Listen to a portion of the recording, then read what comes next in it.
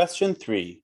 The following table contains a random sample of 30 mutual funds taken from the 6,858 mutual funds reported in USA Today on February 2nd, 1999. For each mutual fund, change is the change in fund value from trading on February 1st, 1999. The amount is given in dollars. Bunch of numbers, which I've already entered into my calculator here on list 1. List 1 contains all those changes.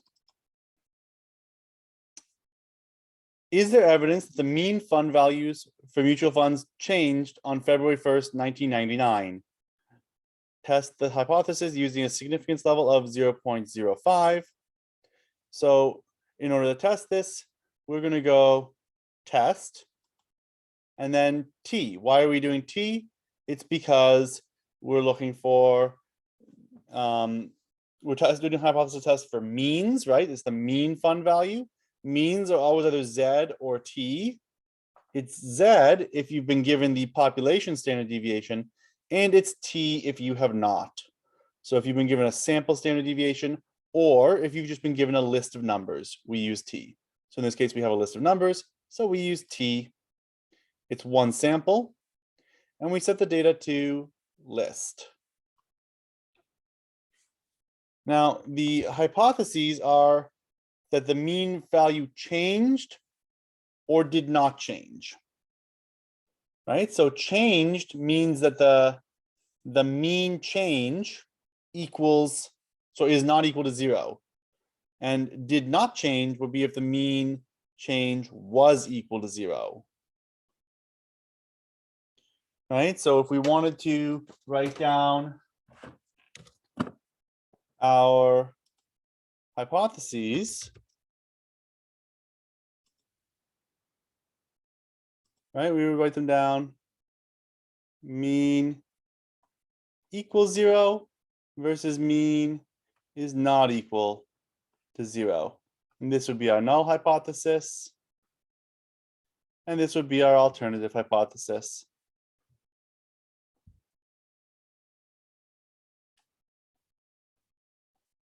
Right, this is the change versus no change. And we are testing which of these we think might have happened.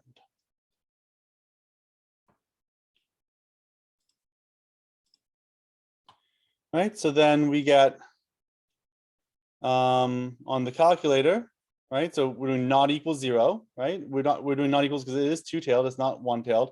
And we're doing list 1, that is where I put the numbers. I did put them in list 1, so that's all good. And so we can just run this. And we get our p-value of 0.9718. And we get a test statistic of 0.0356. We could compare the test statistic to a critical value. That's one way to do it. The other way is to compare the p-value to the level of significance. And that's the easier way. Right, we have the p-value is 0.972 and the level of significance is 0.05. What does that give us? That gives us that the p-value is greater than the level of significance, so we do not reject the null hypothesis.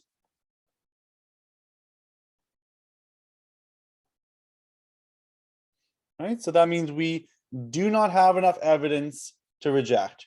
We do not have enough evidence to say that there's been a change.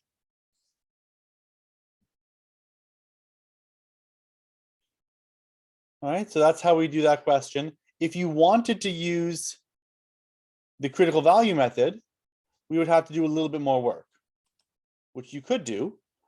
In that case, we would want to write down that T is 0.0356.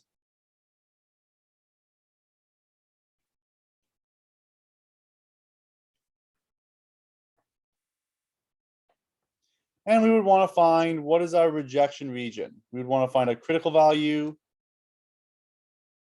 We'd have a positive and a negative because it's two-tailed. It's equals versus not equals.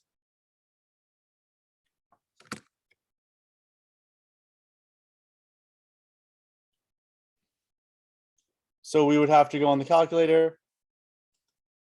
We would go distribution T inverse, because critical values are always inverse.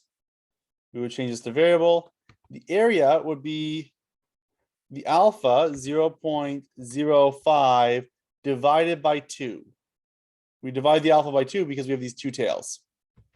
And the degrees of freedom would be n minus 1. So there were 30, I believe there were 30 numbers on the list, right? 30 mutual funds. So it would be 29.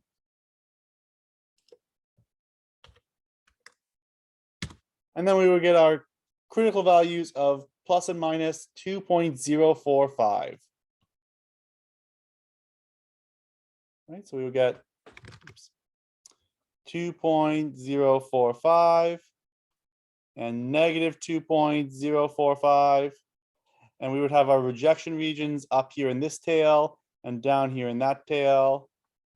And our 0.0356, this number would fall somewhere around there, right?